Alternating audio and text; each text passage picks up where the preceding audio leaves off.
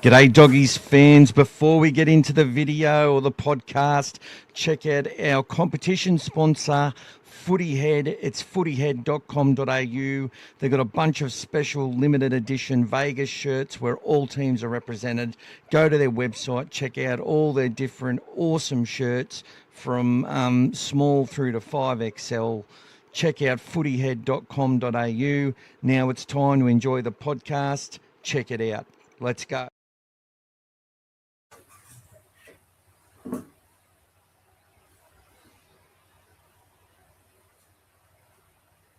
You're muted, mate.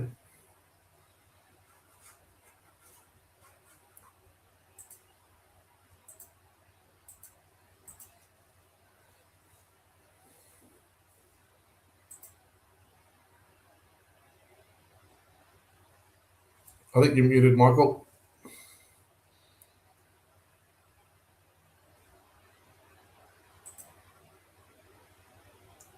There you go, mate. Oh, there we go. Was it frozen, was it?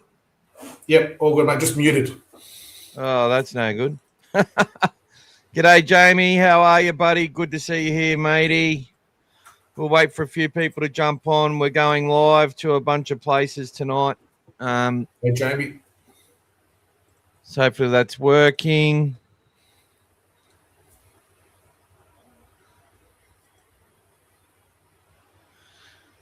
So take us off, Gas. What's happening, guys? Sorry about this, guys. I'm just a little bit preoccupied.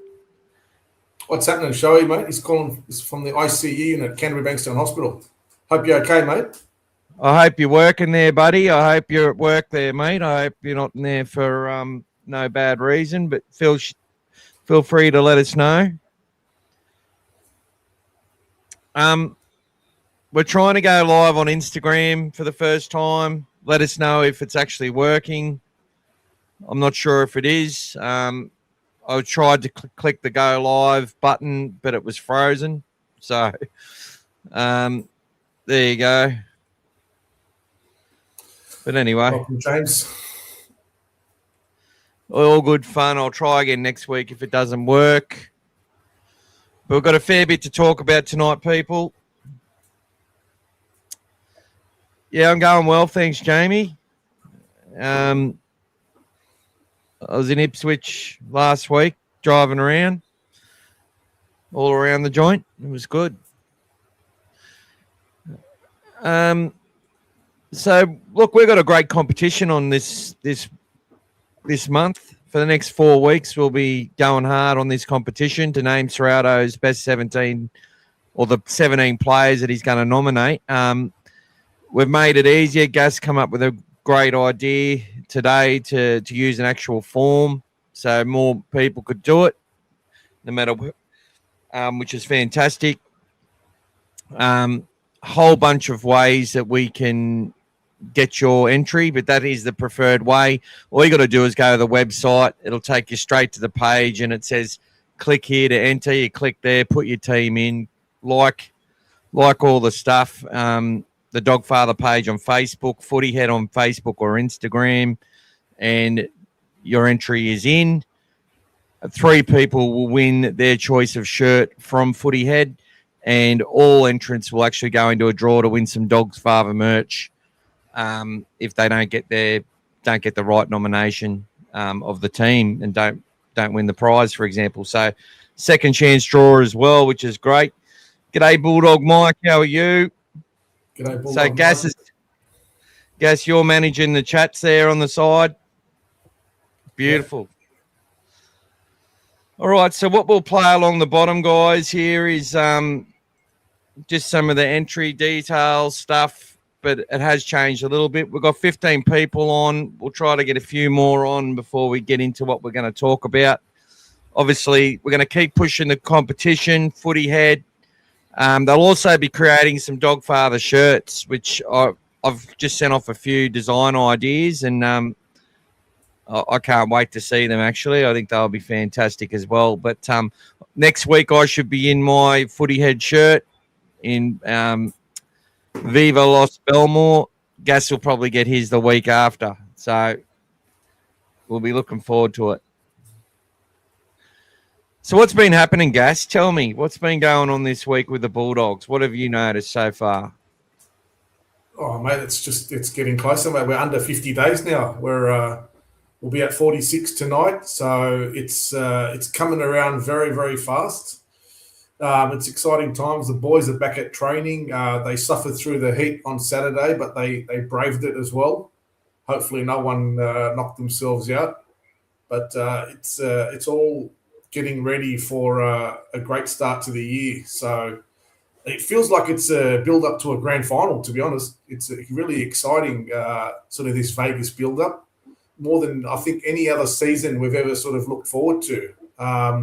I think that's sort of a common feeling around the traps. Everyone's sort of excited after the sort of, finish to last year, left a sort of taste in your mouth that you want more. You just hurry up and get the season, going. So, that countdown's sort of helping us sort of just quick chip away day by day, and it's gone fast. We started at day 155 and we're down to, day 46 tonight. So it's exciting stuff. And a big shout out to you, Gas.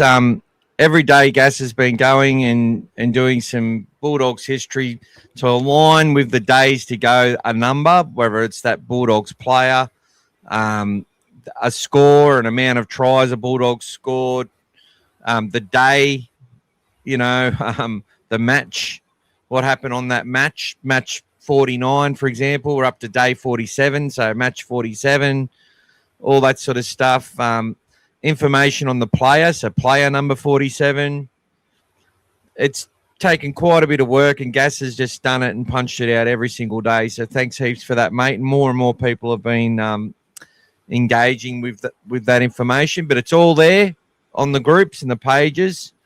So definitely go there and check it out. Lots of history there. And on dogfathermedia.com.au, you can check out all the history websites. We've got links to them for you. Just go to the menu and you'll see it all there. Also, just put together a new article on Dogfather Media, and that'll be released after this podcast. Basically, just talking about expectations for the Bulldogs in 2026. And I'll get that from you guys tonight in the chat. What's your expectations for the Bulldogs? G'day, Mondioso. G'day, Mondioso. What's his Danny DeVito, Mondioso. There you go. And Laser 86. Yeah. Do you think Gavin will start in the halves round one? Barring injury, they will start in the halves. If there's an injury, we will see Sean O'Sullivan likely come in as the next man up, I believe. That's how they'll run it. If Mitch is ready, I reckon he'll then... I think Sean O'Sullivan will start as a next man up, but I think he's going to be there as like a utility type, a backup half, backup hooker, backup 13, and just all-around experience. And fresh and doing really well at training, as Gas has mentioned earlier on. But, yeah, Burton and Galvin will start if everything's fine with their health. Now, look, if Serrato names Mitch Woods and Galvin in the halves and Burton in centres, look, be excited, but I think that would indicate that one player is on the way out. I would suggest that Burton and Galvin will definitely start in Vegas round one. So there you go.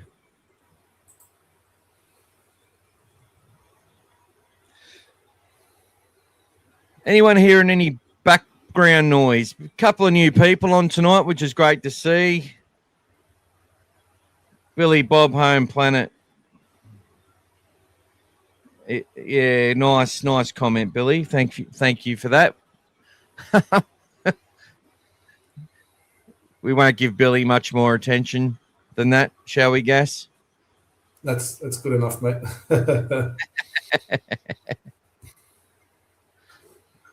But all the best to you, Billy. Billy Bob Home Planet. And We I'd didn't hear like to back join from. Planet one day. We didn't Hey? hear back from Shoei. Hope he's okay, Shoei. Yeah, Shoei, what's going on, mate? Tell us you're at Canterbury Hospital. Hopefully it's something good's happening there. You know, you're going to be a father or grandfather, something like ICU's that. not good though. ICU's not good though. Oh, sorry, I misread it, mate. ICU. But that's where myself and a lot of us were born, I'm sure. Yeah. Not in the At ICU. Canterbury Hospital. Canterbury Hospital, mate. It's pretty close to Belmore, isn't it? We were living across the road. My mum actually crossed the road to get to the hospital, literally. We were living across the road from where the maternity ward was. So it was very close. Just leave the car at home and go to the hospital. My mate had tickets to the Bulldogs-Cowboys game in 2023 when Burton kicked the field goal to win, and his child was being born, and he ended up getting the ticket signed because he couldn't go to the game because he had to be there for the birth. There you go. That was that. Yeah. All right, we've got 22 people on now. Took a few minutes to get there. Obviously, it is not much news happening. I haven't really put too many. There's no clickbait in the title this week, so we'll see how we go. But for everyone who's come and said hello so far, thank you for coming in. Let's talk about this competition to start off with. Then we're going to talk about expectations with the team. And get your answers and questions and statements on that. With this competition, guys, you can win a free shirt. The shirts are really cool. Go to footyhead.com.au. Go to dogfathermedia.com.au to enter. Very, very easy. Watch the video as well that I posted up last night. One little stipulation that if you get your order in first and you're correct, you will be ahead of someone who also. So if there's 5 people that get it all correct, we're gonna go for the people who put their entry in first, if that makes sense. Another idea from Gas. I also want you to try and do as much sharing as you can of the competition. Really share it around, because fans from other teams can, if you've got some St. George fan, Cowboys, Knights, there's some shirts that they could win. It's obviously Bulldog-centric for us. They've got to name the Bulldogs 17 that Serrato's going to name, so good luck to them if they're not playing at home. But if, they could choose a St. George Dragons shirt, and they look pretty cool as well. So yeah, there's lots of good shirts there. There's one about the sombrero and stuff like that. There's one with a Bronco drinking out of a toilet. It's all funny stuff, but I'm really excited about the Dogfather ones that are going to come through. We're going to keep talking about this a fair bit. So I want to see all you regulars go and put your entries in.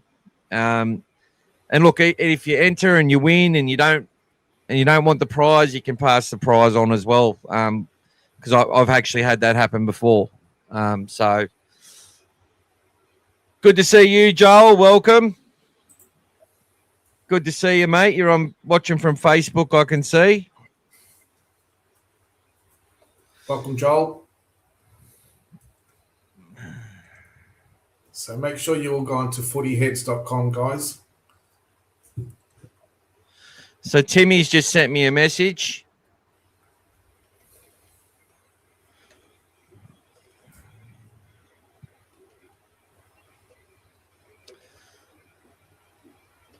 Sorry about for the silence, guys. I can't do 3 things at once like some really smart people can. The women, mate, can multitask. We can't. So there you go. Although look, we've got Footy Head as a promotional sponsor, and they're doing some really good shirts. I always promote our Bulldogs no matter what. Okay, so apparently in February they'll have, so a week or two before the game, they might have some Vegas shirts, but honestly, these Footy Head ones are funny. They're a little bit different, and you're supporting a good local business and a Bulldogs fan who goes for the Dogs and has been watching us a fair bit.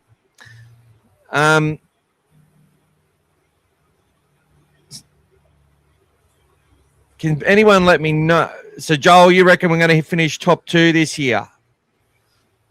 What's your predictions, guys? Where are we going to finish? I think the media is probably playing it a bit safe. I think they think we're going to finish top between 5th and 12th is what I think the media has. A lot of the pundits in the media are saying. I think our fans are very much more hopeful.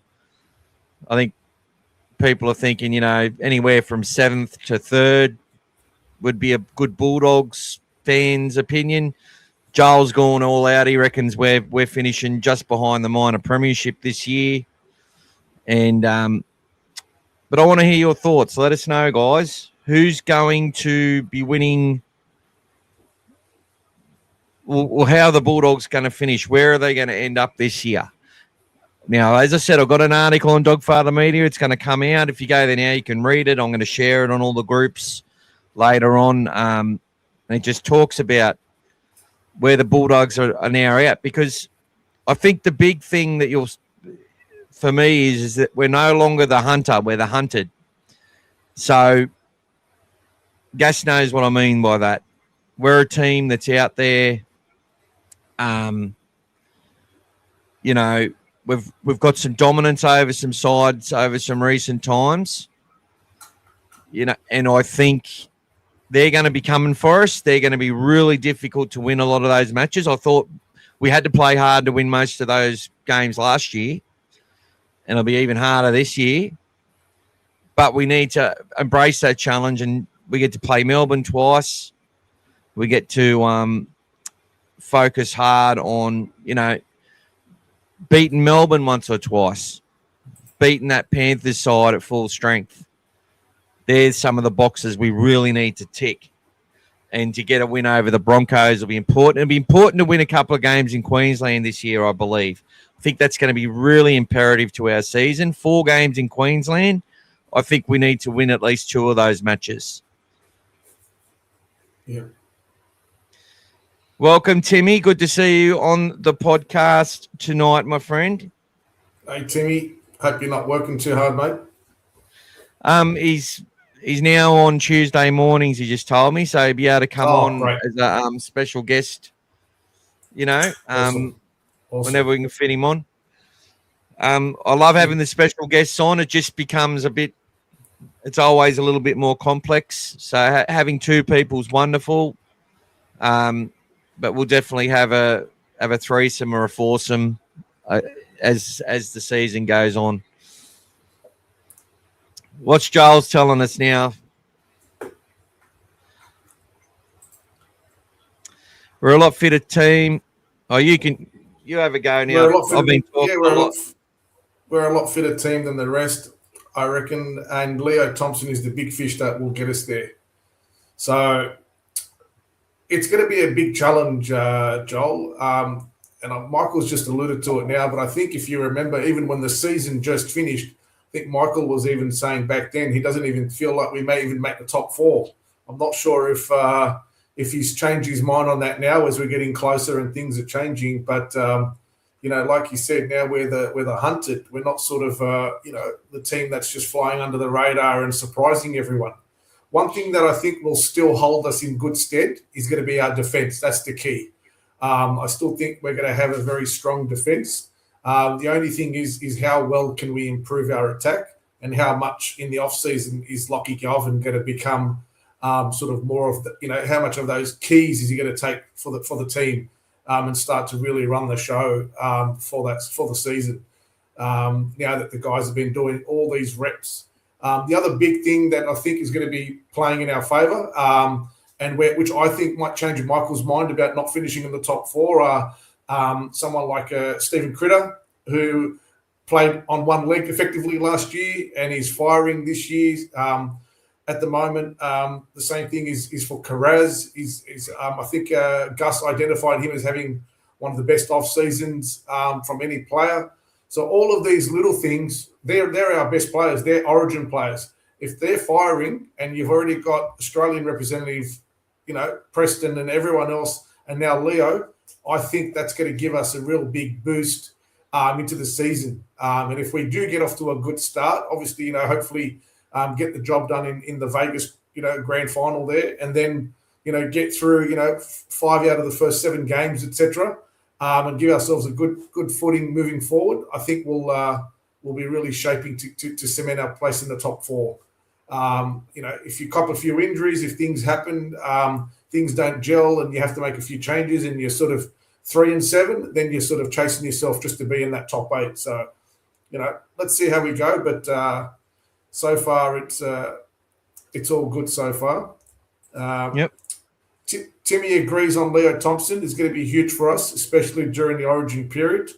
I agree, Timmy. That's always a big bonus by having those Kiwis in your team. And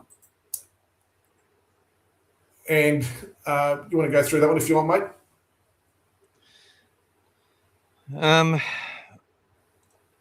We'll talk about Buller in a moment there, Don.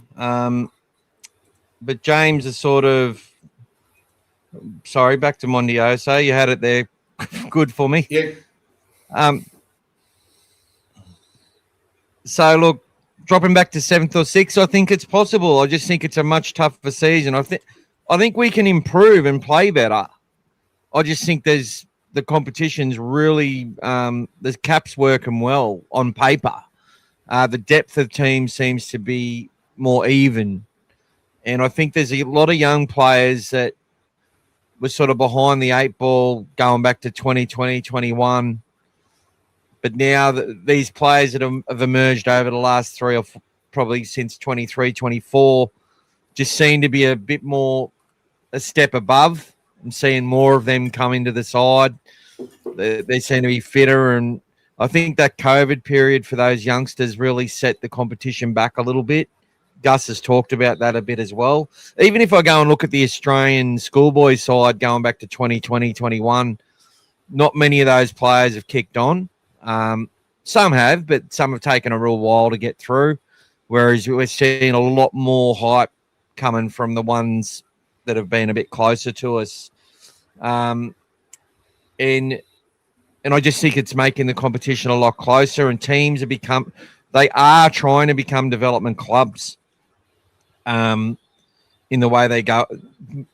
Like Gus might disagree with that, but what I'm seeing is that there's a lot more spreading of young talent across teams that have been given an opportunity to shine, and I think a lot of teams are being rewarded by that as well. Look, I look at Wests and I go, they paid a fortune for the Faiunu brothers, the 3 of them, but they're all really talented. But some teams have done well getting some of these young guys into their squad from all different backgrounds as well, and different schools, different areas, different systems, different pathways. Penrith's still really strong influence on everywhere, as is Western Sydney and Parramatta in general. Newcastle's still producing. Wollongong's still producing. And the teams that are fighting over that territory, like the Bulldogs and the Dragons, and I know Wollongong is the Dragons as well, but I just mean the local areas. They're doing pretty well, as having all these pathways set up by clubs, pioneered by people like Gus Gould and even Bullfrog back in the day. These sort of kids are now coming into all these areas where there's less junior footy players and clubs, and really starting to make an impact, and standards are raising in a lot of places. And it's cutthroat, as we talk about every single week. But that's all on that. Yeah, look, Adam O'Brien, I think being a head coach in an assistant coach role, it means nothing about how poor the Newcastle attack was in 2025. Because if you look at their attack in 2023, it was pretty pedestrian. Then it was they were scoring heaps of points everywhere, including 66-0 against us. So he knows how to attack. And I think with that as his main focus, I think his sort of style will suit the Bulldogs team and players more so than that than the Newcastle area. I just think he'll be more suited to us. I think he is well suited to Bondi, and that sort of thing. So, yeah, look, I think our attack. People keep putting shit on our attack. I look at it and just go, every year I'm seeing more ways that we score points. And last year was difficult for us because we lost guaranteed points through the combination of Burton and Addo-Carr. Like, it was just so prevalent that those two were able to just get points through the kicks. And having that threat opened it up for other areas a lot as well. So they had to adjust to that. So they really had to rely on grinding teams down and evolving that attack, which is probably why Galvin did get rushed in a little bit. But, you know, I don't think it's, you know, you can have a bad year in attack but still demonstrate a lot of potential. It's about execution and then getting everything else right to give yourself the opportunities. We look a lot at the scoreboard. We look a lot at the win and the loss column, and I get it. But for me, it's about watching what they're actually doing. If I can see that they're competing hard, they're trying hard, I'm always going to, you know, go. You know, sometimes the scoreboard can blow out, but you can see your team's actually in the contest for most of the game when things aren't going right and whatever else. But then there's also the other side of it as well, where they should be winning games that they're losing. That's when it becomes really disappointing, when they're throwing games away and stuff like that, when there's the hero complex comes in, when shortcuts are made by certain players. That's when we get upset as fans. So I haven't seen that in the last 2 years, except for one player maybe, but I felt he improved that as from 2023 to 25 before he left. So Timmy's predicting a 5th or 6th place finish, but he wants to be more confident that the club can finish top 4. So he wants us to talk more about how we're going to finish in the top 4, Gas. That's what he's saying. He wants us to give him more confidence. So he's looking at this as well. He's saying that the last month of football will be more challenging with the teams we're facing being premiership favourites. So similar to what we had last year as well. Yeah, well, that's what people need to understand is the last 6 games we played were against 6 sides that had the last 6 teams that had won the comp, even including Manly. So we had the Roosters, the Storm, the Panthers. I think we had Broncos, Manly. You know, the only team that hadn't won a comp. Sharks had won was the last one, yeah. The only teams that hadn't won a comp in the run home were Wests and the Dragons. I suppose the Dragons won it in 2011 or 2010, I should say. Manly won in 2011, so there you go. But it's been shared around, but really, Manly, Roosters, Penrith, Roosters, Melbourne have been the 3 dominant sides for the last, since 2017. And then the teams on the fringe that have challenged have been Souths, Canberra, and you'd probably say Parramatta for a period there, with the other 3 sides that challenged. And obviously since 2023, the Broncos have come into play. So you've got 4 dominant sides at the moment, and those 4 sides are the sides we need to overcome. The Sharks have been building as a consistent top 4 threat. Everyone else has sort of been just playing for the other spots. And the Bulldogs are the team that's, you know, that excited the competition last year and are looking likely to be that next big club that goes hard. And even though I think the Raiders will struggle this year, I still think they'll have a lot to say over the next 3 to 4 years with the talent they have in their junior ranks. and God help the competition if that talent hits the ground this year, because we could be in for a green machine party for a while, which I don't ever look forward to that. Oh, you're doing great. Bulla, bulla, bulla, bulla, bulla. Well, maybe he's watching the podcast. He's one of the 30 people watching at the moment.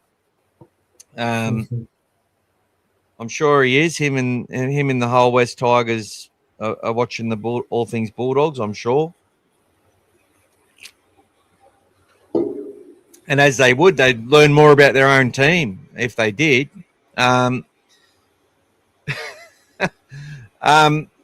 Look, Don. Oh, Shoey, 9 for 55. Well, that's not going to help you out much, is it, Shoey? It's a strikers. It's okay. The short word is nothing on Buller at the moment. Although there was some crappy rumours going around that I need to find out about. So talk to the chat for a bit, Gas. Yeah. So Timmy's also saying he's liking what the Bears are building at the moment with the acquisition of Wishart and Meaney. He finds those very astute signings, which two very professional players. Timmy, I agree.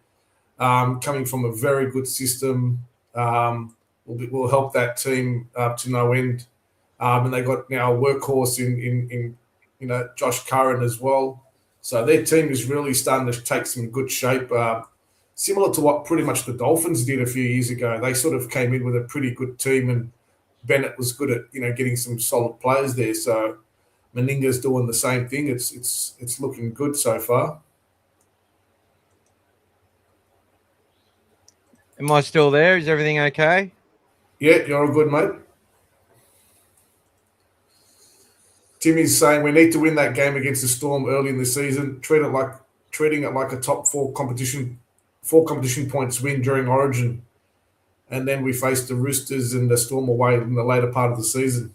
Yeah, they're all going to be big games, Timmy, but I think the moment we start winning those games against those teams, I think our own team will start believing in themselves as well. I still think that's it's just a little block sometimes. You just need to start winning those big games, and then you can start winning a lot more, and you've got that confidence and you start to free up a bit.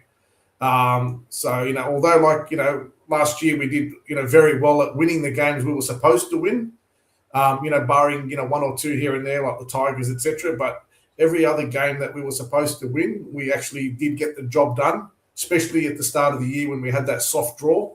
And I'm going to call it soft because if you look at the position on the ladder at the end of the year, pretty much all those teams that we won against sort of finished down the bottom of the table. So, which we helped contribute to as well, obviously. But yeah, that was that was handy for us to get off to. But yeah, really good point, Timmy. I love that point actually, and thanks for being a member. Thank you to everyone who's a member of the channel. Much appreciated. Please like, subscribe, join the channel, take a subscription of some point.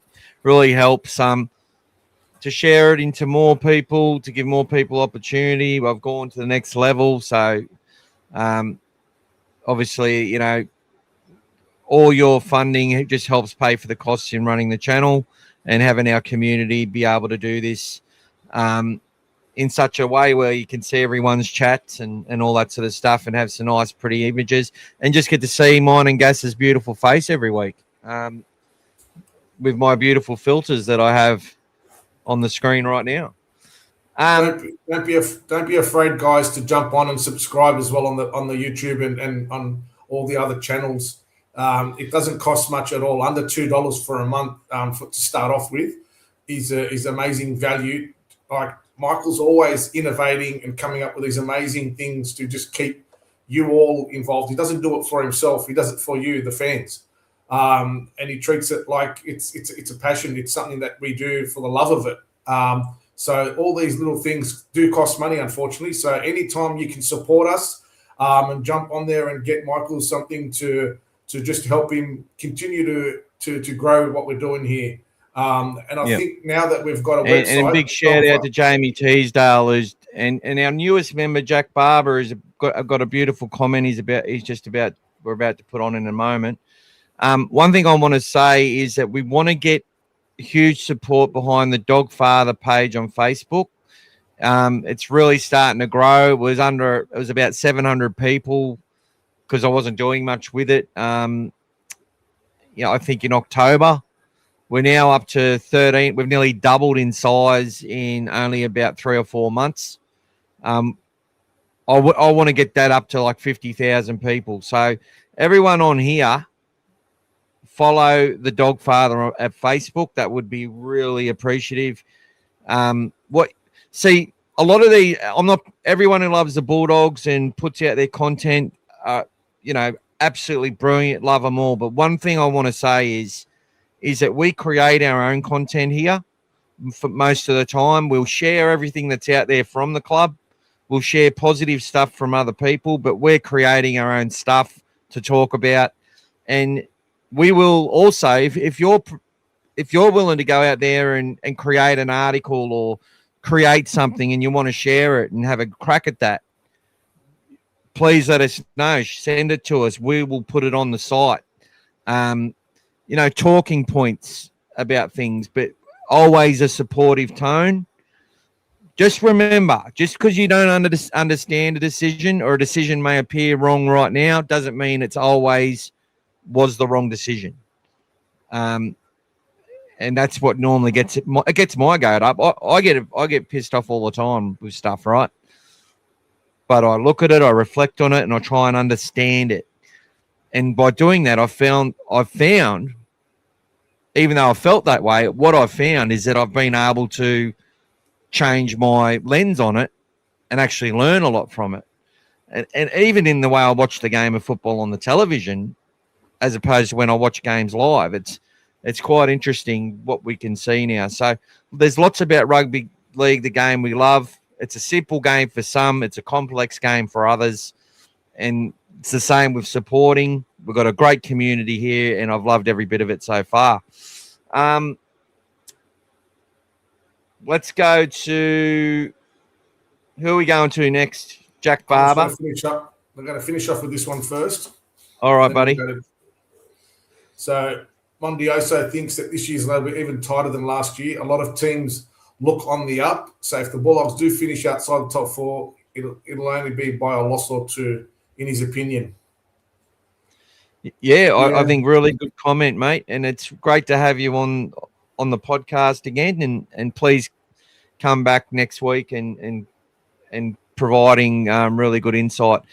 I think the competition will be so close. It might not turn out to be like, if they get some of these rule changes in, it could change everything. We don't even realize that the butterfly effect that it's going to cause to some teams when they change things, right?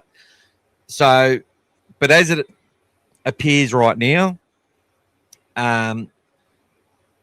we should expect to see 2 or 3 teams jump into that top 8, and 2 or 3 teams will have to slip out of it. And if that is the case, 1 or 2 wins, exactly what you said, could be the difference between, a home final or a top 4 and 2 bites of the cherry. So, Kangaroo, thanks for that, Mondioso. Kangaroo Killer says he wishes Curran all the best. He's been good for us, but he's outpriced himself, which is only. Well, look, I don't think he's going to be on too much more than what he was on, but his value for us when we bought him has to what his value is now. He's not a worse player, and I don't really subscribe to the fact that he had a worse season last year. I just think that there was other things that they were trying to implement as far as the team went, and his role was slightly different. Had a couple of games where he dropped some footy, but so what? I felt once he come back into that against that Penrith side and he ran hard on the edge, we saw a player. I felt he was quite good in the run home to the finals. And that's what you want from a player. That's a player that's playing a full season, Got some feedback, was dropped for a week, come back a week later, and made it count. So he's been one of the people that are the reason we have made the top 8. 100% Josh Curran. And I'm glad he's gone to the Bears. There's a bit of a Bulldogs flavour there with Sexton and Curran and Meaney and Luke Smith. And I think we'll see more Bulldogs players go there because Perth will know that if it wants to hit the ground running and be competitive, it needs to have players that have come through good systems. And look, obviously Nick Meaney's gone to the Storm and learned some stuff there. Tyrone Wishart, they're going to be competitive. Luke Smith knows what it's like to go through a tough pathway to make your debut, to basically not look too far out of place there. Like he handled his own there, Luke Smith, and he was a captain of our Jersey flag winning side and played New South Wales Cup quite easily. So he's a player that's going to add a lot of depth to the Perth Bears barring injury, and he's got a year with the London Broncos to season up and toughen up a little bit more in the coldest weather. So look, I'm looking forward to seeing the Perth Bears, and Curran will be the one leading that charge. And if all this media stuff, which it's so easy in the media to say Perth's going to fail and PNG's going to fail and everyone's going to fail, because it doesn't hurt them to be wrong in that capacity at all. Oh, well, they've exceeded expectations. We need to start congratulating them all. But what you'll find is that they go with the easiest narrative, which becomes a consensus. The consensus with people I talk to, though, is they're excited about having another team in the competition. So there we go.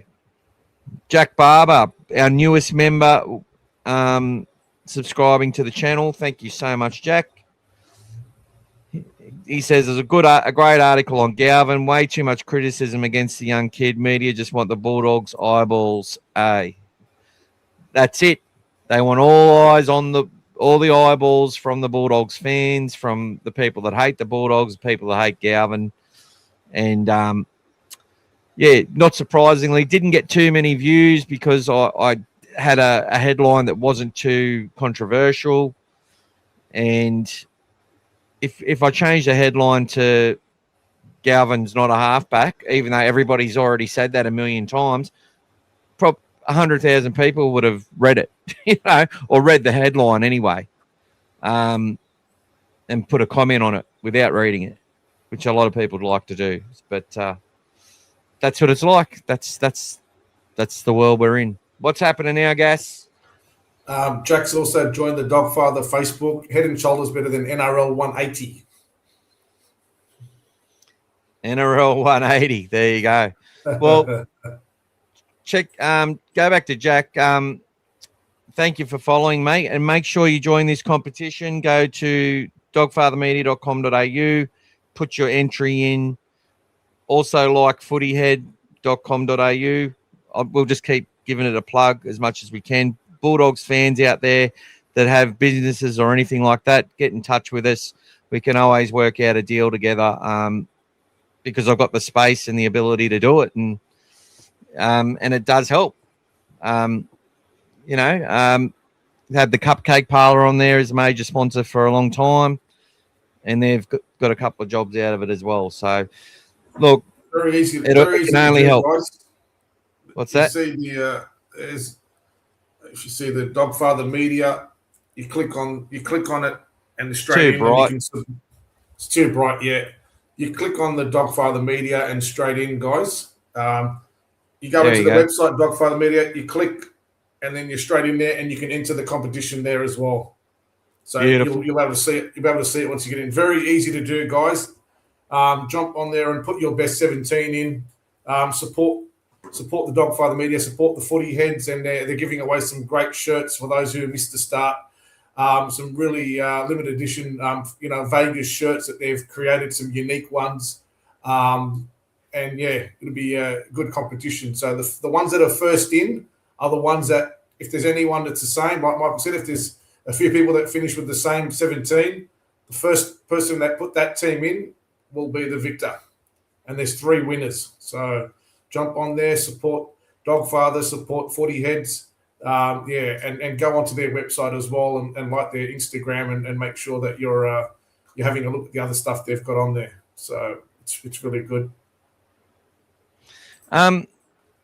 Is there sorry, what I was going to say was you can do, there's Buzz 360 on there as well on Dogfather Media for you to check out, Jack, as well. So not just Fox NRL 180.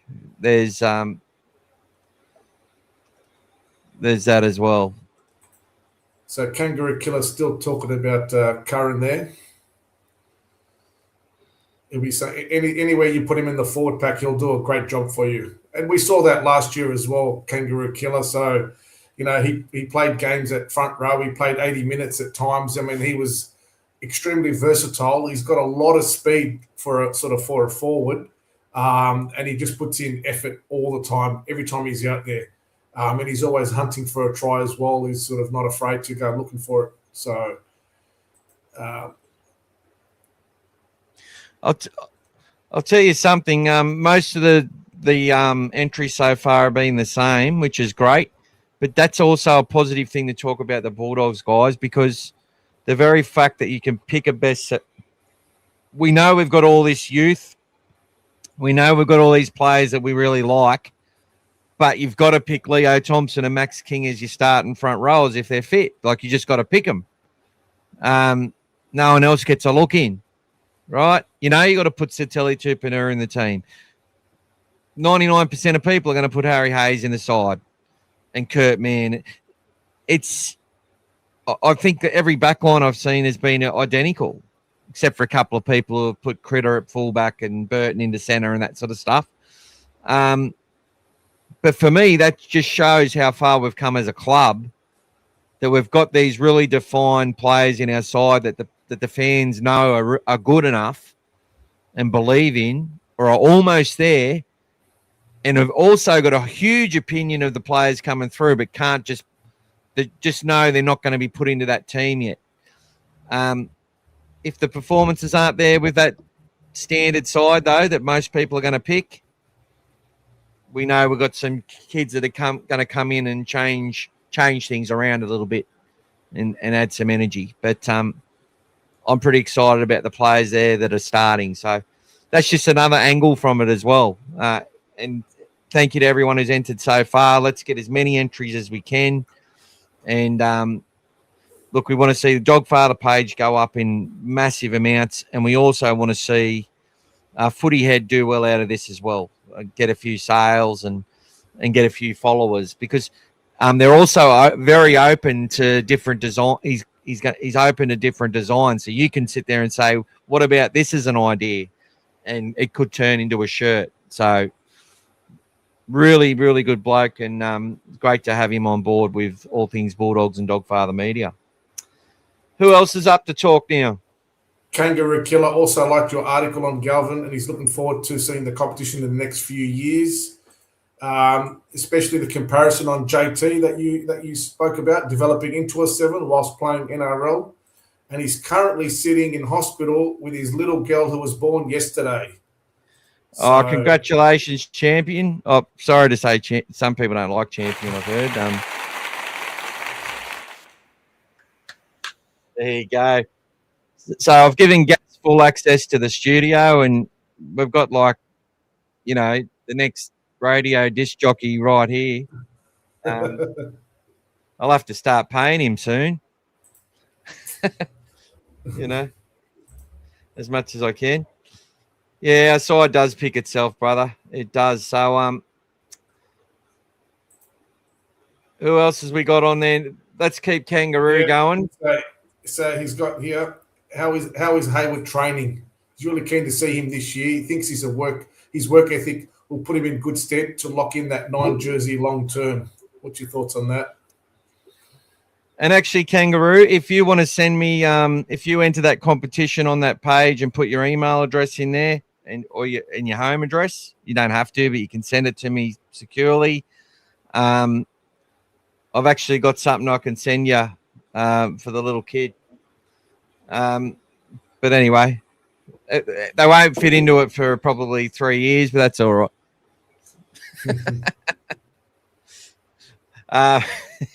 So when you order full size adult stuff, but it's actually kid sized, it's not fun. It's not fun.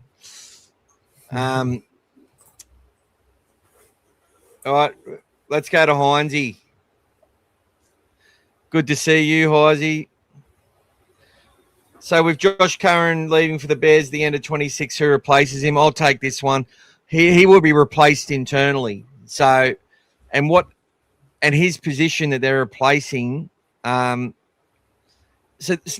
look, basically the way it is for me is that a bit of his money goes to upgrading Critter, a bit of his money goes to upgrading Preston or Carraz or potentially a Burton or whatever they got to do. So just say he's got 400 grand, I would be like, they take 50 towards upgrading someone there, 50 to upgrading another player there. And then they might have 150,000 left out of that. And they go, okay, that's going to pay for Jack Underhill's first year in the NRL. The other 150 is going to pay for a player that's we're making a decision on right now. It's stuff like that. As far as his position in the team, though, that I think that will it may have already been replaced by Latu Fainu, for example. Sorry, Fainu Latu. He might have replaced Curran on slightly less money, on 100 grand less or whatever. So that's how they sort of do it. It's just about making the cap fit. So there you go. Mondioso's had a few inside sources telling him that Finu Lato is training the house down and might even play at prop sometime in the season. Well, it makes sense. It makes sense. Like, we've picked a side of Harry Hayes was a centre. Curran's played there. Preston was a centre. Who else was Satili Tupanua, a centre? Okay. All these. Bailey Hayward was a 7, moved into 13. Now he's a 9.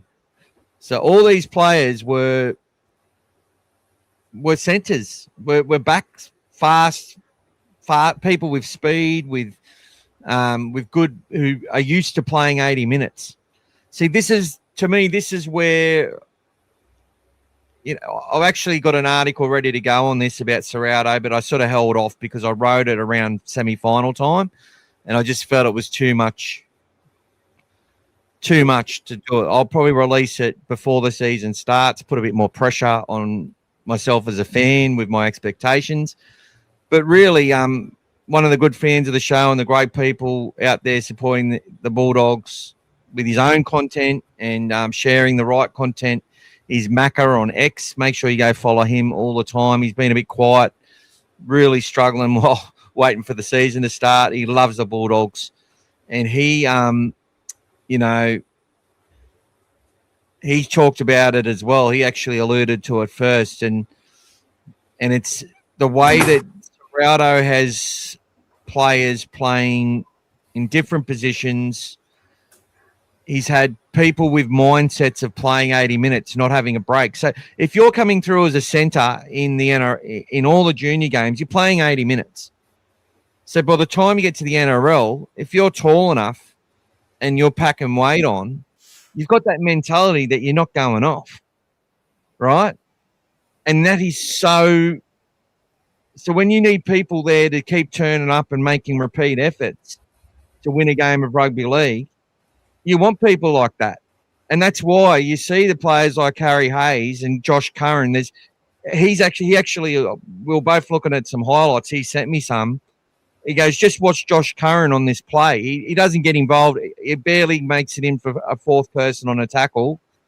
But he's literally run 100 metres all across the field, and then he's the one there to get there to make the tackle on like 3 plays later. All just through pushing up and effort and effort and effort and effort and effort. And it's the same with support runners. It's the same thing. you don't get these guys who have come through the system playing 20 minutes of rampage and rugby league and then get a break. They don't have it in their mindset to do these repeat efforts when they get exhausted. They're looking for the touchline. And we've got a club now that doesn't accept that. And you've seen some big boppers come and go. And the big boppers that are coming, they want to become the fittest they've ever been, and they want to learn how to play long minutes. And no passengers whatsoever. And if they've got to lose some games in Cup and in Flag and wherever else to test these people out the way they need to be tested, that's what they're going to do. You know, they're not watching the scoreboard as closely as they're watching the individuals that they're trying to select to play NRL. So, getting back to Finau-Latu, it would make complete sense that he would build up and play middle,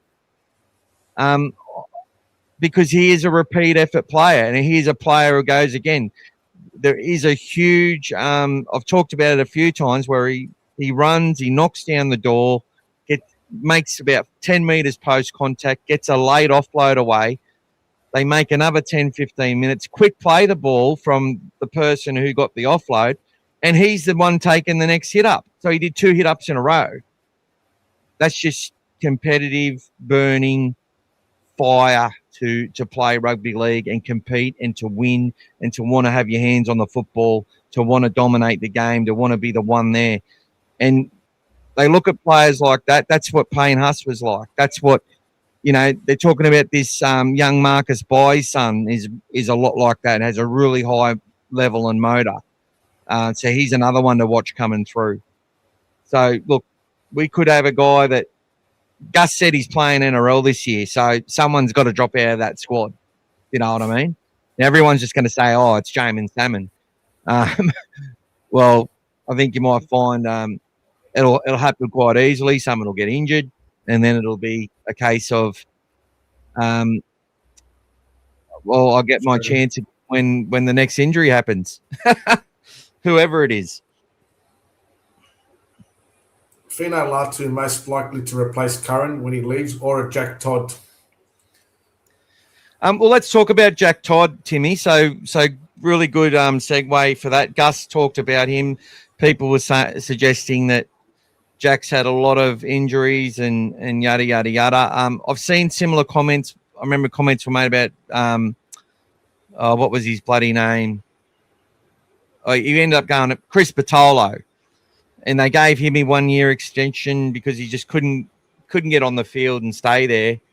Just kept getting injured and had all the talent in the world. But Jack, I think Jack's got a little bit more. He's more of a footballer, if that makes sense. He's got a bit more going for him in his game overall. He's fast. He backs up and scores tries. You know, he steps off both feet. He can play the ball quickly and get onto his front. He's got it all going for him, Jack. Under fatigue, though, he becomes a passenger immediately, you know. But he's had an injury as well, I think a calf injury or something. So he's been on lighter duties and that sort of thing, getting ready. But when Phil Gould says, it'd be interesting to see, it's going to be really interesting over the next 3 years in how much talent they've got evolving. You know, you got Sasai Alatini as well as another really great prospect that we did a video on last year. Whole bunch of them, right? So I'm sure Gus at this point has his ideas on who's going to make it, but he's also probably like, if this kid's body can get right and he can get through it all, he's going to give me a lot of headaches in how I make my next decisions. And Jack's definitely one of those. They're all rooting for Jack. They want Jack to make it. We all do. And this year could be a very defining year for Jack Todd.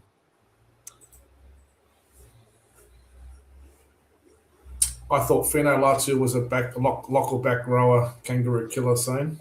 Yeah, I think I answered that in my big spiel there. It doesn't matter what you are. If you've got the if you're fit enough, can play long minutes, you got the hunger and the desire, you play in the middle, you play on the edge, you play wherever. Edge is stacked at the moment. And even like Curran, for me, is just as good a back rower as he is as a replacement middle. So a lot of people there. Congratulations to Kangaroo Killer from Timmy as well. Kangaroo Killer looks like he'll be sending you some details to send him something that he can use in 3 years' time, unless he has a big baby. G'day, Up Tony. the doggies. Welcome to you, Tony. Feel free to join, like, and subscribe. Heinzie's keen to see Mr. Underhill come in. So that'll be exciting.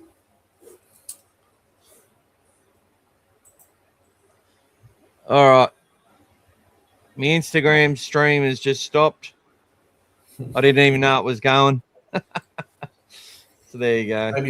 Maybe it stopped at 1 hour. Okay. Yeah, it does. Apparently they stop after an hour. There you go. That's it. Timmy was also going to mention Lip Boy, Hot Boy as well, getting opportunity once Curran leaves. I think, Timmy, you'll start to see, depending on how Curran goes this year, if other players have started to step up, then, as naturally happens when a player's leaving, if there is someone else that's playing better and he's not, then they might start phasing him out anyway, even this year potentially. I mean, if he's required, they'll definitely use him. He's not the kind of player where there's any animosity in him leaving. They'll definitely, play him if required. But if not, it wasn't that long ago, a few weeks ago, Mick couldn't even get him into our reserve grade team. So let alone our top 17. So he may really be on the back foot before the season even starts.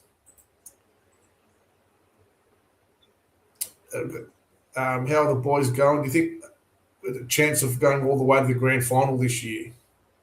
We don't start the season without ever believing that. I think we even did that in 2023, and we know how that went. But we always start the season full of confidence, thinking that we can go all the way to the grand final.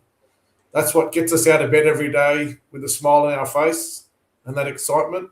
In 46 days' time, we'll see how the start goes and we'll go from there. But looking forward to it. Welcome, Dave. Great to see you, mate. Like, thanks for coming on, and good to see you. What's it called? The Bombetter sings 6920. Don't know how to say it. Dave Miller, cooking with Mick and gas. That's it, mate. We're cooking with gas tonight, brother. Bit of Mick on the barbie. And there you go. Lots to go around, that's for sure. And for all those, I've got a lot of meat on my head as well. So Jack Barber's also mentioned he's going to go on and enter his competition for the Footy Head shirt today as well. Thanks, Jack. Well, look, I'll give you a rumor that, because I think it's absolute bullshit, but on Supercoach, people just think this stuff up in their heads, but they're saying, hearing whispers, a lot of whispers, that Mitchell Woods will be playing round 1 at Vegas from the bench, and and he's priced at 202,000 on Supercoach or something like that. So pick him in your team, and you're going to get a half off the bench for cheap money. But I think it's bullshit. I think it's rubbish. I don't think he'll be playing at all. I do think he will go to Vegas, though. Although, I don't know. There's no New South Wales Cup game on that weekend, is there? For the Bulldogs? Not that weekend. It's the following week. Yeah. Following week. Yeah. So they'd be able to take a whole bunch of they might even take the whole squad. You never know. They are? Well,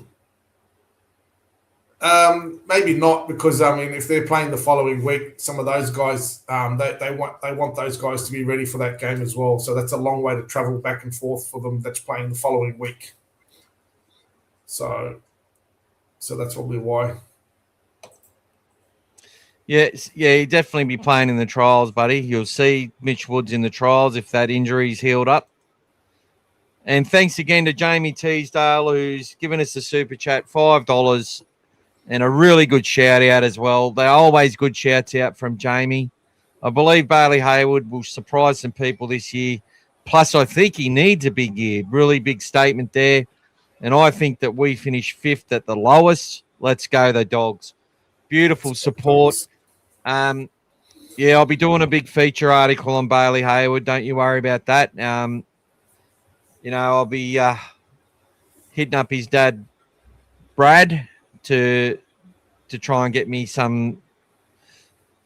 Brad reached out. I probably shouldn't talk about this, but he just said really appreciated the kind, balanced comments about Bailey when a lot of people on these groups have been saying a lot of crap about the kid, and especially after that Melbourne game where he got busted after 15 minutes, had his face smashed up, and he missed like 13 tackles. But he put most of those misses were him running out of dummy half, chasing markers or chasing the dummy half himself,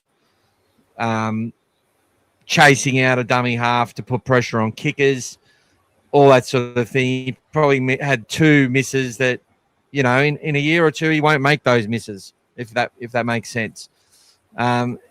We'll see that his service will continually get better, but it was good enough for us to score some great tries in the run home. And I think with that extra punch up the middle, we may see young Bailey Hayward bring a little bit of a running game. But we won't see it all the time. It'll be there for surprise element, just like against the Roosters. So, yeah, I'm excited about Bailey, and I can't wait to do an article on him and hopefully get something more out of him. I haven't asked yet, but I'm going to. As in, would be lovely to speak to Bailey, have him come on the podcast or do a little video for us or something like that. But we'll see. They're not all allowed to do stuff either, guys. That's another thing. There's certain people that aren't allowed to speak, I think. But, you got to get things approved, I think. I do believe. It just hasn't been in me to sort of worry too much about the first graders. More worried about the ones coming through. Bailey would be a good one to talk to. Really good kid, smart kid, great Bulldogs background, tough as nails. So good shout out, Jamie. Thanks, Jamie. Kangaroo Killer still a bit dirty, mate. Well, we got Danny Gabriel, and Danny handled Michael pretty well in the flag final, buddy. That's all I'll say. Michael's definitely got that. He's more exuberant. Danny's seemed to be more laid back, more humble, in my opinion. But we had to give someone that we thought would be a good chance of playing NRL. And look, he's not got close to a start at Cronulla since going there. So he was obviously he might have got a start at the Bulldogs at some point. But I'd say we've got a lot of depth in that area, in the centre position. So, and Danny is a part of that conversation coming through. He's one that's sort of been forgotten about. But so I'm glad you mentioned his name. But I love Connor Tracy. I think Connor Tracy, what he did without a preseason to come in 2024, going through some of the highlights, some of the work he did, and then the extra ability in defence last year, saving those 2 tries. I'll never, ever forget that. That'll be in my memory forever, those 2 try-saving tackles. I'm not going to sit there and hold him about, he got held up in 2 matches, both games where we smashed the opposition, by the way. And what was it? He dropped a few balls on a windy day in a trial match, and then had a couple of poor drops after returning from that horrific internal injury, which honestly, he probably needed to have another 3 or 4 weeks off, to be honest. So there you go. Which teams do you think the premiership window is closing on, or they need to win a premiership in the next few years? I think Cronulla can be a team in that bracket. Yeah, I agree, Timmy. I think Michael's spoken about this a few times. They've been up there for quite a while, sort of finishing in that top four, making that sort of prelim and not going on with it. And they've had a pretty steady, settled team, as Michael sort of pointed out again. I think when Buzz was making a few comments and throwing a few things our way, he kind of forgot that his own team was one that he should be focusing on a bit more. What's your thoughts on that, Michael? Yeah, really good shout out and good point, and really great question, Timmy. It's being talked about by a couple of pundits that the Sharks might need to win a comp. I think, I don't know if you read the article about all the coaches and where they sort of sit on the pressure meter. So I think Fitzgibbon was under a little bit more pressure. They had Serrato as an 8 out of 10, like, meaning he's under no pressure. They had Bellamy and the two at the top were Bellamy and Ivan Cleary on a 10. But they had Robbo on 7, which was interesting, and they had Fitzgibbon on the same rating. And obviously Todd Payton's number 1. They've got Benji at 3 or 4 and something like that. Flanagan maybe as a 6. I'd have Flanagan down as a 3 or a 4. They'll want to see improvement in the Dragons, like making the top 8 this year, or I think that they'll need that, or he'll be in a lot of trouble for the start of the next season. But getting back to this, they talked on that article about the Sharks' premiership window being basically this year, or they're going to be in a bit of trouble. They don't have Ronaldo Mulatalo. That's like us losing Jacob Carraz. As far as what he means to his team and the way he plays, as much as I've disliked the guy on the field, I think he's a really talented individual and a talented player and plays his heart out for his side. And he is a huge loss to the Sharks for this year. Now, they've got some good kids that can fill that void and vacuum. But I don't think, I think they're going to struggle because of that. Wingers are so important. Wingers that can finish chances that not every winger will finish are highly important. Yardage, energy, all that sort of stuff. Under the high ball when they're on fire and that sort of thing. Defensive reads. Experience, having that same squad together for such a long time that have been building and building and building. They needed to make a prelim last year. They did it.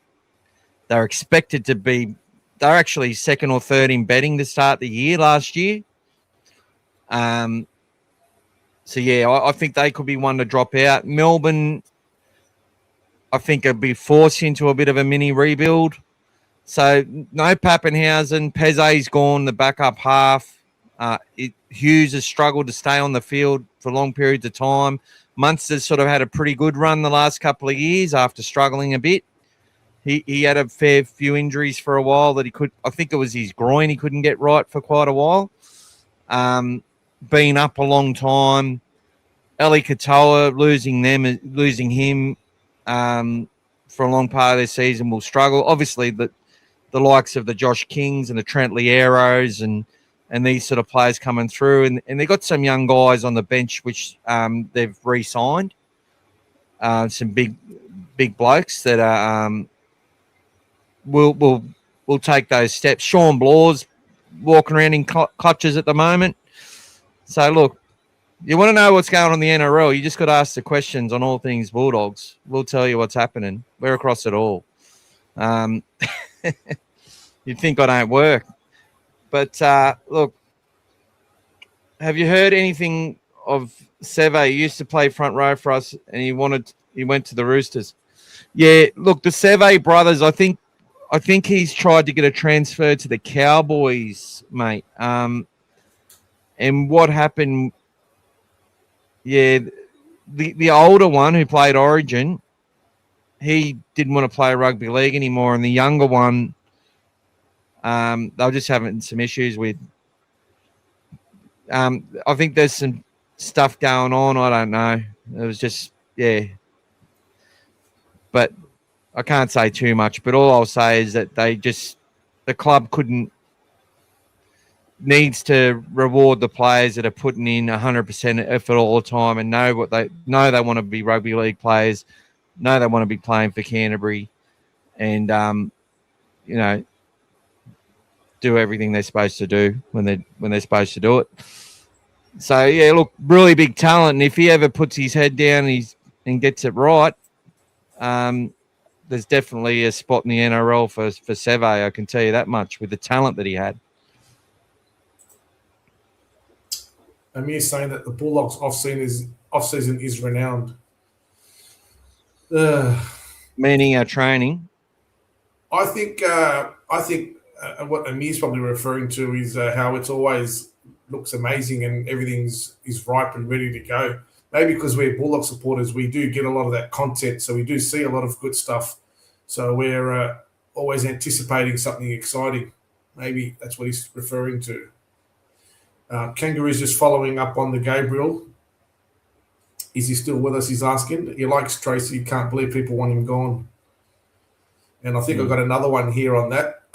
Jack Barber's got Connor Tracy's work ethic is off the charts. Seriously underrated. I think his consistency is worth more than a flash at the back with what our edges can do. And I think, Jack, you probably would have heard me and Michael talk about that. If you haven't in the past multiple times, we 100% agree with that, mate. It's right on the money, mate. That'll even get a like, that one. Beautiful. And that'll go on the starred section. Kangaroo said look, we got into a situation there, going back to the Dean Pay era too, where we had nothing to lose and we're competing well towards the end of the season. End of 2022 of Mick Potter, we went on that run after we changed coaches, and we had Serrato coming in. We got some good players coming to the club. Pre-season was you speak to any player at any club about their pre-season, it's the toughest ever, it's the hardest ever. It's the rhetoric's all the same, but one thing's for sure is that the Bulldogs have come out playing pretty good rugby league for the last couple of years and set their seasons up pretty well. And their pre-seasons have produced strong results. So we've got a lot to believe in. A lot of people are probably thinking that we're just going to go and smash the Dragons in Vegas. I hope that's true. I think having really strong edge back rowers is important over there on that type of surface, on that size field. I think all the things we do well will work for us. But I'm looking at that Dragon side, and they've got a lot of youth and energy coming through some of that young talent, which was elite talent. The fact that Fainu Latu is in our side shows you exactly how much young talent they do have coming through there. And that's what I'm saying. If they can't get it together quickly, their coach ought to be under pressure.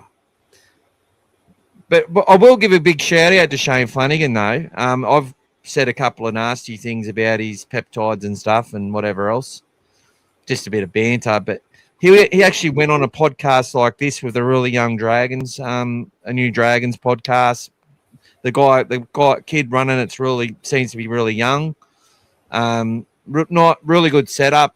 So and Flanagan went on there and talked about, like the kid saying, who's going to start on the wings, who's got the front running, and he come out straight out and said it. He said Farley from Penrith, who's an absolute beast, and I think will be one of the best wingers in the NRL, turned centres, and the other guy they got from the Warriors.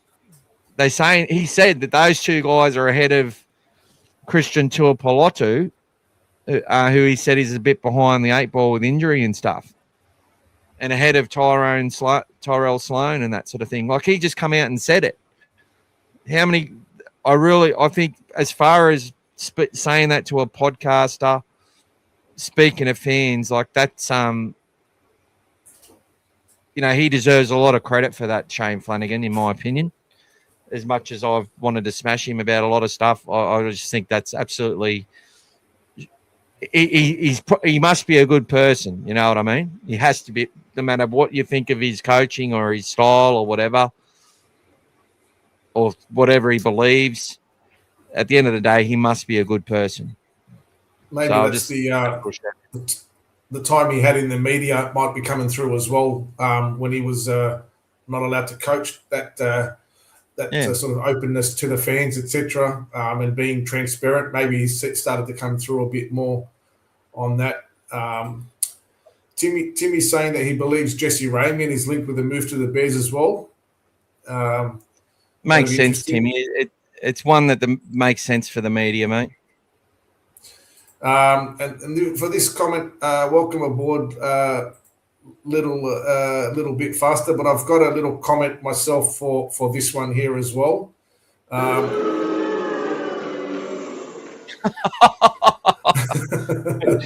We're just playing with our toys, mate. We're playing with our toys. Come on, get behind the team. Get behind. I love the Bulldogs. I don't care what logo they play with at the end of the day. Like, I'm into my history. I'm into all that stuff. I know how, I've created some Dogfather logos myself for nothing. I'm sure it would have cost the club a fortune, which is one of the downsides of this sort of stuff. But it's our logo. Let's go win games in it. Let's get behind it. What I say when people say have a great day, and I say, well, you might as well. It's better than having a shit day. Might as well like the logo. You know what I mean? It's our logo. Look, to me, it's never what the logo is. It's what the logo represents. It's like our flag. I couldn't give a shit about what flag we got, and people might take offense to that. I love our flag. I love the Australian flag, right? If we change it to another flag, I'll love it too. You know why? Because it's about what the flag's supposed to mean to us. No one fights for a flag. No one goes out there for the logo or the flag. They go out there for what the club means, for what the fans mean, what the members mean. That's what it's about. All right? So I'm just going to love the logo. Okay? But I'll tell you a logo I love even better. It's dogfathermedia.com.au. Grant Anderson has joined the Broncos as well, previously with the Storm. Yeah, good signing for the Storm, for the Broncos. And another one. See, losing Pappenhausen, and then a player like Grant Anderson goes. The pressure is now on that young centre of theirs. What's his name? Jack Howarth. He's a big boy, and he's absolutely. You're talking about these Jesse from the Panthers and Jack from Melbourne, two really dynamic centres coming through the game. Purdue at the Cowboys. These young kids can fly. They're going to get better, and they don't give up. Like, they know where the try line is. They want to score. They don't stop when they hit the contact. They keep fighting. So Jack Howarth, because they play that way, they're also susceptible to a few more injuries, I believe. That's just me. So I just think the Storm, who have sort of in this period now where they've now got a New South Wales Cup team. They won the Jersey Flegg last year, the Storm, which is unbelievable to think about that. If you really think about that, right? So they're sort of in this little phase now where it's like, okay, go out there with the same standards. Our depth, they'll talk about us sliding down the table again. Bellamy will use that. We get a few injuries. We're going to have to rely on these kids, and these kids are going to get exposed out of necessity. And what we'll see is two or three more players we didn't know about that we're suddenly talking about at the Melbourne Storm, who will become free agents in a couple of years, and teams will want to buy them. That's what's probably the likely thing that's going to happen. But this year, I think, all things considered, if they're going to fall down the ladder, this year's probably the year it's going to happen, unless they can keep that spine together. And a player like that little dynamic Fa'alongo from fullback can actually, ignite. ignite and play that week in, week out stuff from fullback. I want to go back to the NRL Nines comment because there's actually a competition at the moment, a Nines competition, which has a bunch of ex-NRL players and stuff, and it's getting bigger and bigger every year. So check it out, NRL Nines competition.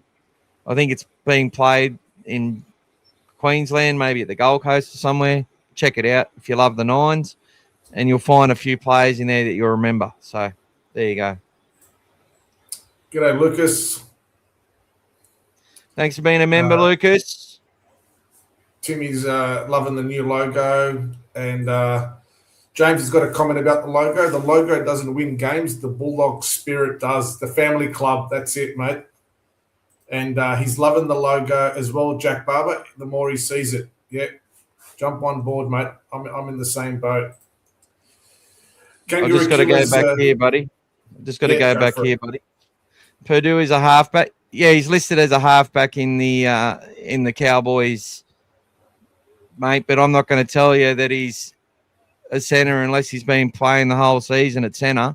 I think they tried him for a couple of games, but he scored 14 tries from the centre position last year at the Cowboys. He's a free running, free striding type who's also got that knowledge and ability to do a bit of playmaking. He's a good support player, good open field player, Jackson Purdue.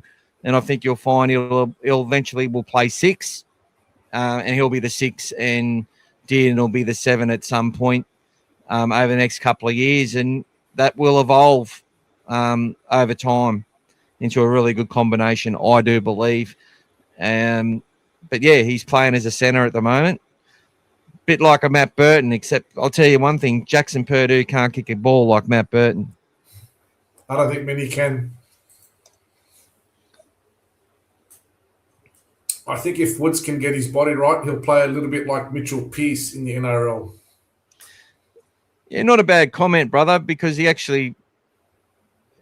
a sort of similar style. He does very, very clean in the way he does his business, executes things in a certain way.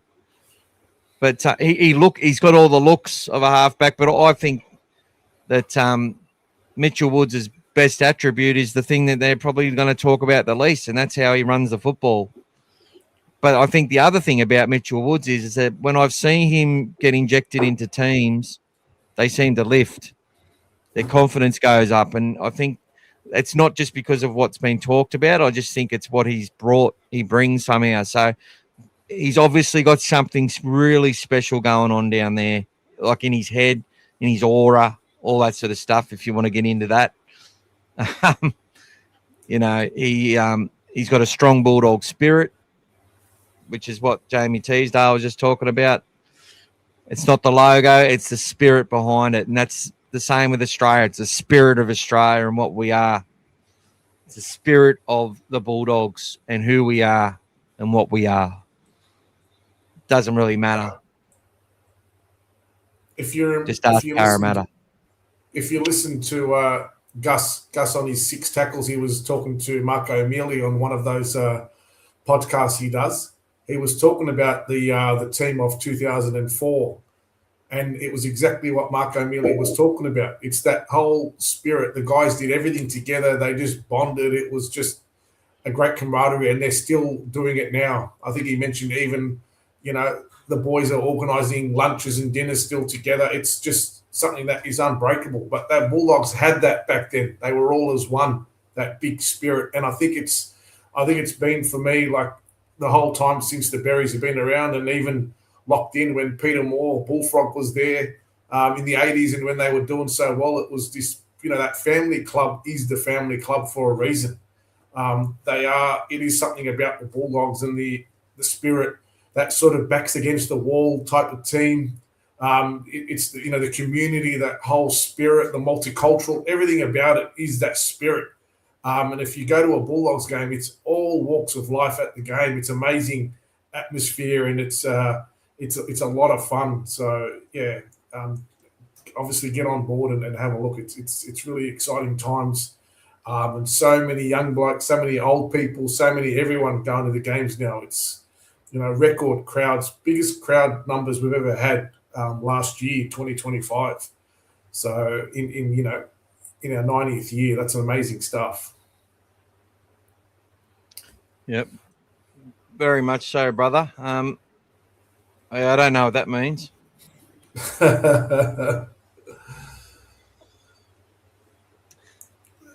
Jack says he loves the logo. As I said, Jamie says it's the spirit. And back to Jack, he's coming in with some great comments. I like how they were using Crichton as a decoy towards the end of the year. Do you think they should lean to that this year? He's so threatening even without the ball. Look, I think that's the intention with a lot of our players. You've got a lot of strike there. When Burton's running the ball, he's peeling defenders off kick out. When kick out's running hard, Burton's free. That helps Cherry. That helps Marcello. I think Cherry really was able to burst onto the scene because, especially a fair bit when Fox was outside him, because that threat of Fox being on the outside, they would hang off Cherry, and he'd take the space and because he's quick enough and powerful enough, he'd be gone. And we didn't probably see Bronson actually had to earn his stuff a lot more last year, and I was probably more impressed with his season last year than his breakout coming back to the NRL, because he had to earn it, and he set Marcello up quite a few times. He's still got a big ceiling to go as well, Bronson Cherry. And he's one that I'm really interested to see whether he stays with the club for a long time and gets extended and sort of is happy to play at a certain salary and that sort of thing. He's another one that I look at and I'm really unsure of the future, but I love having him in the team, and I think he's funny too. He's great on the social media and stuff. He's having a great time. He's got a second chance and he's taking it with every stride, and big in his faith, and good mates with Jacob Carraz and Bailey Hayward. There's a lot of love in that group, and we want to make sure the whole group loves each other as much as that's going back to what Gas was saying, what Shrek was talking about. I think if you get little pockets in your team, it can still work as well. Don't get me wrong. But yeah, that love's got to extend across the whole family. And that's what the Bulldogs are renowned for. And I think during those times where we had a lot of problems, there were a lot of little pockets and little cliques. And that's now started to evaporate out of our culture, and it's come back to that one big family club again. And that's where we want to be. And I think another thing, Jack, I think Crichton was sort of not 100% last year as well. So yeah, he would have been pacing himself through the year as well, and using himself as a decoy sometimes so he can play the 80 minutes.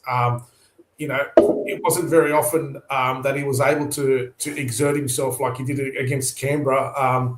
That was an obvious one. But his off-season has been amazing, and I think we will see another level from Crichton this year. And he will continue to do the decoys, but he'll also, when he does get the ball, it's going to be, battle stations, watch out as well. And just on and Bronson Cherry as well, I think, as you're saying, I think for me, one of the biggest things in 2025 was defensively for me. When he was there, that was huge. And when he wasn't there as well, we could see the difference when we tried to shuffle players around. You got to see how much defensively he was solid in that. And I think his attack still got a lot of potential to come as well. If he just needs to believe in himself a bit more, and I think he will start to absolutely be more dynamic in attack. So, he basically just walked away for those 4 years. So now that he's back, I still think he's got a lot more potential to come in that position.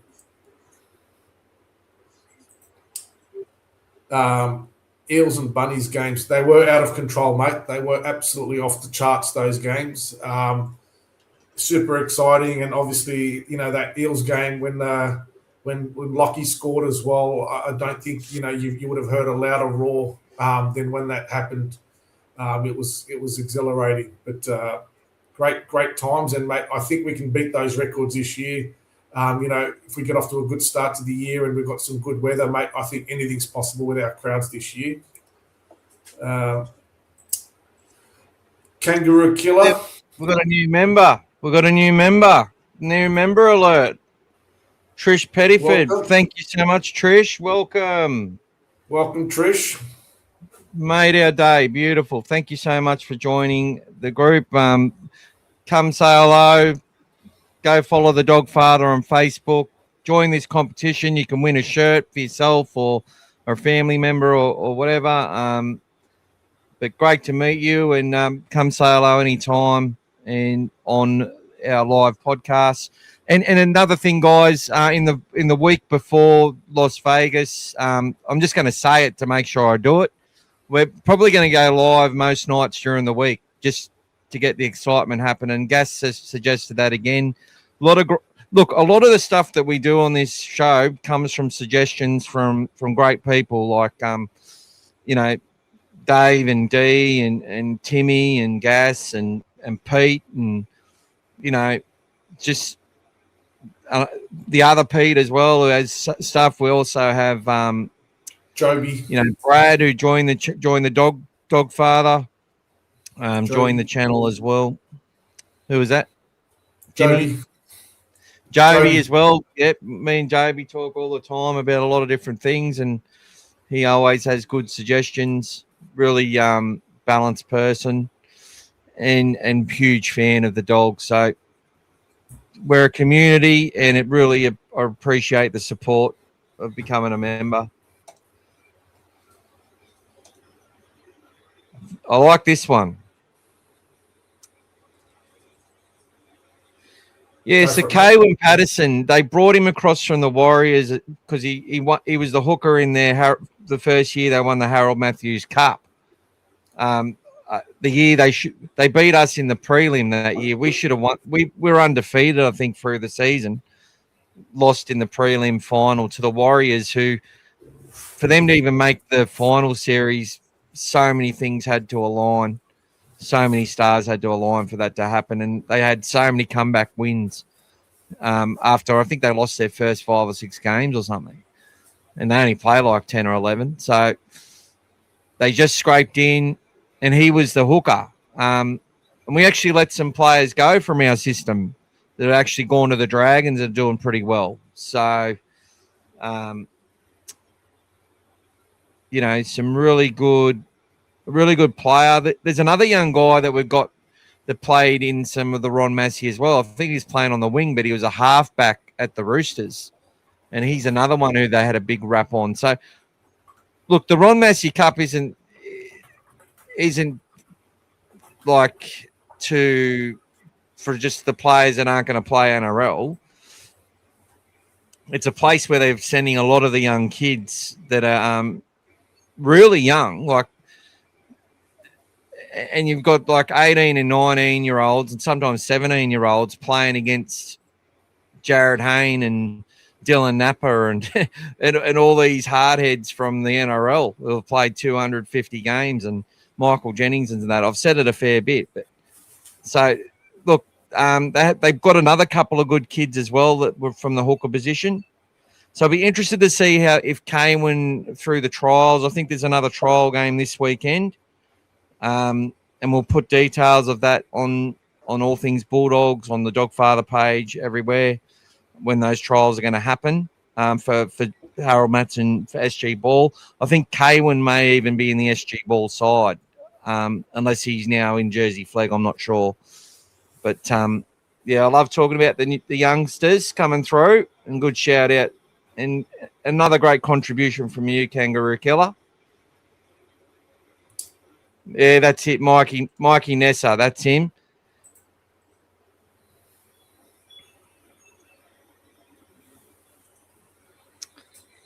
Zydas M left us to go to Manly. Is that Zydas Mugatadia?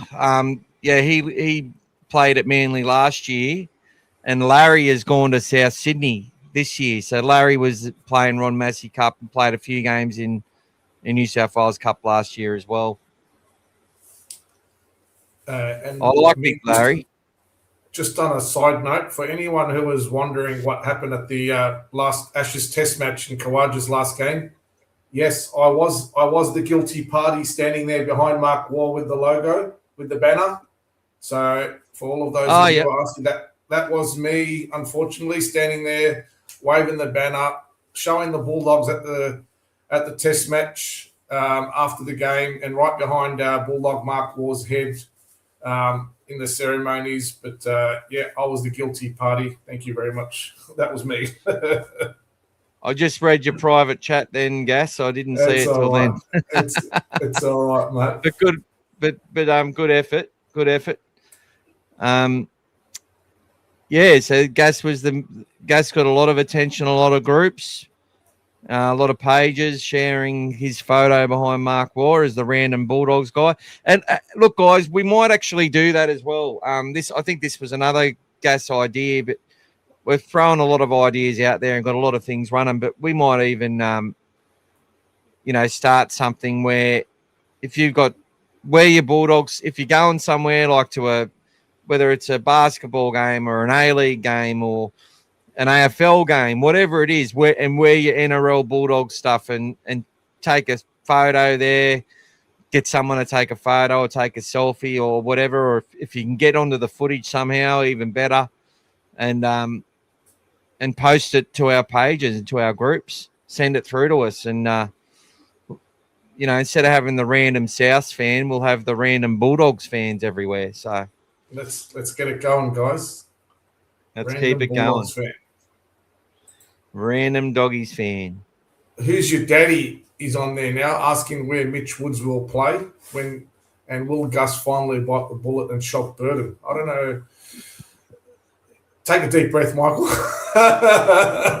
I think this is Jerome Lewis has just joined the podcast. Hang on, that needs another one.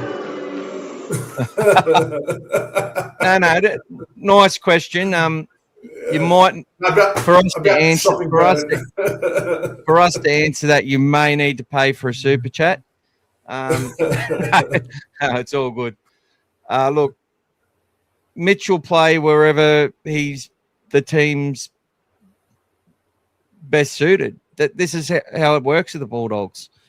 If he needs to come in as a 14 for a little bit, and he might come on and replace Bailey Haywood. They might do the same thing when they start bringing him into the side. They might say, okay, Bailey, come and have a rest. Birdo, you bloody, Galvin, you move to hooker, and Mitch, you play 7 or whatever. They could do a whole bunch of things. They might say, Birdo, you go to lock. Kurt Mann, you move into hooker. And, or they might have Sean O'Sullivan on the bench as well. You see, there's whole different ways that they can look at it. But if they need to adjust the team around to have a player come on and influence the side and develop, that's what they'll do. Serrato's quite happy to move players around. This is what I was saying earlier in the podcast, is that he's got a team that if he needs this person in the team to do all of the dirty work and all the defensive stuff as their role, that's what they'll do. But if he now needs them to be part of more of the attacking stuff, that's what he'll do as well.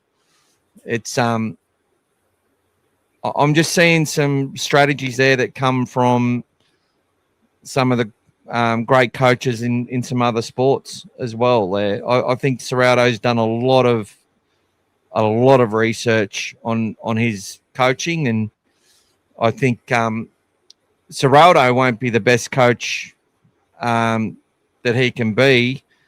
I think he's just going to get better and better and better every single year for a long, long time, and that's an exciting thing for me. That's what I think. Still very young as well. Yeah, because they retired early. Welcome, Trish, from Timmy. Let's get Jamie's message. Jamie'd like to see how Gordon go for it, mate. How he goes in the 17, either in 17 or if you just would like to see how he plays. Well, look, we'll get some highlights of him out there playing New South Wales Cup. But look, he could be competing for a bench spot round one. He's played NRL. He's played that role off the bench as a hooker. He can do it. And there's a lot of photos of Gordon there, and he's eligible for round one, Jamie. So look, I think that Jake Turpin at his best is a real asset for us. I think Sean O'Sullivan can fill that void, and Gordon Chan Kum Tong could surpass all of them to get there to start to get things rolling. You know, that's so he's a player to consider to start for your competition team to start in your 17. He's one you can select. So any of the players that are from the development supplementary list are eligible. And he's definitely one who actually makes sense as someone to come on when Bailey Hayward's had worked his butt off and played 60, 65 minutes and might need a bit of a break. Or who knows, Bailey might just hit the ground running. Someone asked a question about Bailey as well. Did I answer that? You did answer one before, yes. I just need to go to...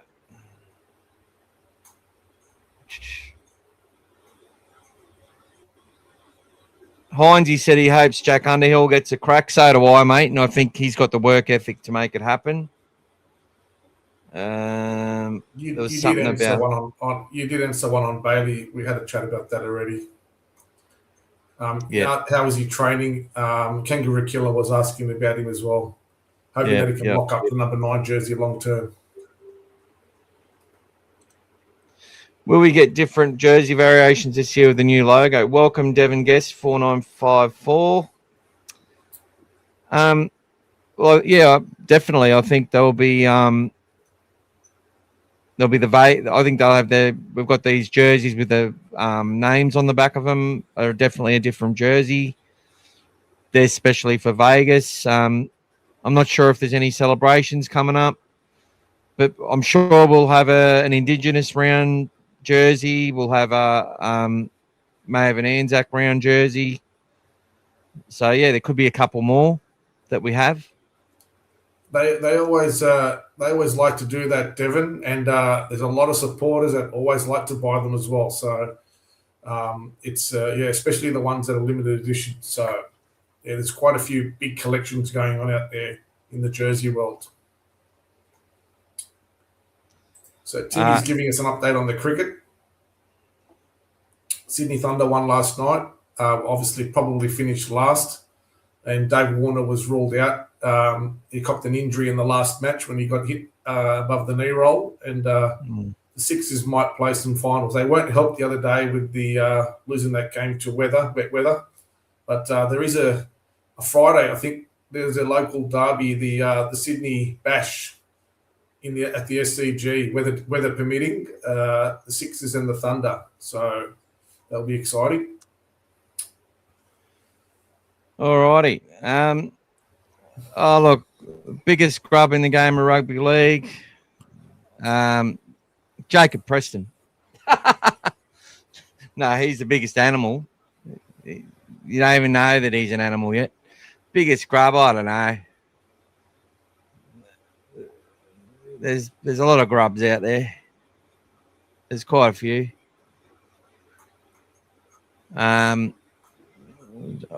Jerome doesn't worry me. I sort of watch it. I don't see that as grubby, but a lot of people would.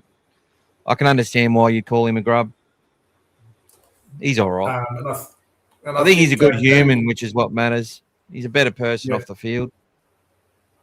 Jamie's also reminding us that his super chat was also the one about Hayward as well, which he did answer as well. Yeah, that's who I actually answered. I didn't actually answer the original question though about how's he training and stuff. He looks to be training really well. He looks to put a fair bit more muscle on. And be rest assured he's sitting there passing off the deck hundreds of times a day just to improve that part of his game. So there you go. How are we going? 1 hour and 50 minutes. Not as many people as I thought would be on here tonight, but I'm really grateful for everyone who has come on. And we'll always be here, rain, hail, or shine, to talk about our beautiful Bulldogs. Anyone else got any questions they want answered? Get them in quickly. We will be ending the podcast within the next 5 or so minutes. So, you got anything else you wanted to add, Gas? No, mate, I'm all good. Exciting, mate. A little bit faster, just come in with a late question. Do you think that Cleary gets the Blues jersey again this year? I think that's a pretty good question, actually, considering how he's gone there. But it's going to be a hard one to take away from him. Big thank you to Jack, mate. Big thank you to you, brother. Massive. Wonderful. So we made $20 in super chats tonight, guys. I always say if we make $50, I'm not trying to get more than what I'm getting. Like, well, I am. But, if we get 50, I will do a draw to anyone who does put the monies in, and send them a copy of the Rugby League Coach's book, which is a great book to learn more about the game of rugby league. And I can get that signed by Lee Addison, who did coach the Panthers. His international record is 8-0. So he's a really good coach, and that's his profession. But big shout out to you, Jack. Thanks for joining the channel. Thanks for your great contribution, just like everyone. And thanks for throwing a bit of money at us. Especially this time of year, it's really good. And really does help cover all the costs that we have each month to provide the podcast. Oh my God. There you go, mate. Well, there we go. We got $50. So look, I think you have to give him the book, mate. I think you're gonna have to give him the book. Well, I think I'm gonna have to give one to you and Jamie, to be honest. And Jamie, yeah. Give them both the book, mate. Get it signed, mate, and send it off, mate. All right, we'll send them off to you guys. So, no, you weren't cheap for me at all, brother. Not at all. Me and Gas are having a fight on who clicks on the chat. Yeah, thank you so much. And I know everyone else not everyone has the ability to pay money and that sort of thing. And I appreciate everyone's contribution. Come here, like, subscribe, share, do all that stuff. It all helps, and really helps us, guys. No, he's not a better man. He's not a better man than you, a little bit faster. As I said,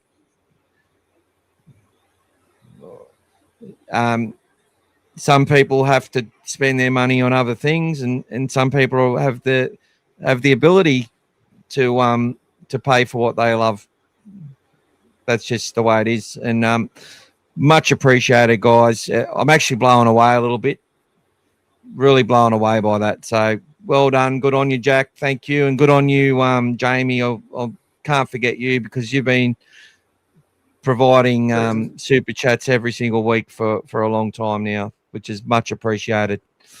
And guys, I can tell you, Michael won't, but even this week alone, Michael upgraded his systems and everything, and had to pay a bit more on his subscription. So you don't see it behind the scenes, but he does a lot just to keep all of these things that we're doing going, and to keep adding better content. He's also just got himself some new gear. You probably see a new microphone standing there in front of him, a new camera as well, which is got some more functionality now. But all of these things cost money. So he's doing all these just to make it better for all of us. There you go. Look at that. That's very scary. But yeah, so you don't see that, guys, but it is something that he does. So yeah, thanks to all your support, Michael, and all the articles that you write and the time that you do he's always balancing out his work and the time that he's putting in. And even when he's working, he's doing Bulldog stuff. So, it's we're always got blue and white in our minds, and that's all we see through our eyes as well. So yeah. All right.